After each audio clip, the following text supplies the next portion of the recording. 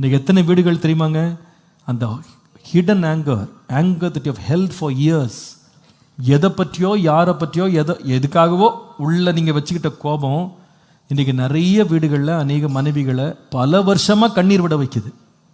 அநேக மனைவிகள் கண்ணீர் வடிக்கிறாங்க.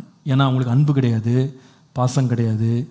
அவங்களுக்கு எப்போ பார்த்தாலும் குறை சொல்கிறது, வதைக்கிறது, குற்றம் சொல்கிறது, பழி சுமத்துறது. ஏன் நான் எவ்வளோ தான் செய்யணும், நான் இன்னும் எவ்வளோ தான் என்னை மாற்றிக்கணும், அவங்களும் ட்ரை பண்ணுறாங்க. ஆனால் முடியலை அவங்களால. ஏன் அவங்களால முடியலை அப்படின்னா, the problem is it not with her, it's with you. உங்கள் ஹிடன் ஆங்கர் உங்கள் குடும்பத்தை நடத்த விட மாட்டேங்குது, அவங்களுடைய பெட்டர் சைடை பார்க்க விட மாட்டேங்குது.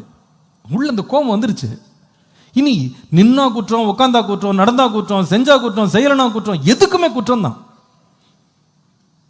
பின்னாலே ஒரு அந்த நரிக்கூட்டம் பின்னாடி பாஞ்சிட்டு போவோம் பாருங்க, அந்த மாதிரி விரட்டிக்கிட்டே போகிறது.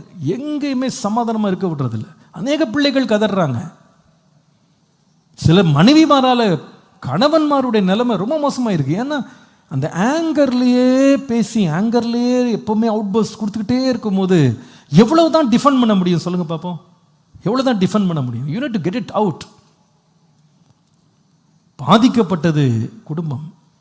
நல்லா கவனிங்க, நாம் நம்முடைய கோபத்தை விட்டு நாமளே நெகிழ்ந்து தேவனுடைய ஆவியானவர் நம்ம இறங்கி நமக்குள்ள சாந்தத்தை கொடுக்கலன்னா நம்ம குற்றம் இல்லாதவர்களை கூட நாம் பகடை காய்களாக மாற்றிவிடுவோம். we make scapegoats out of sinless people.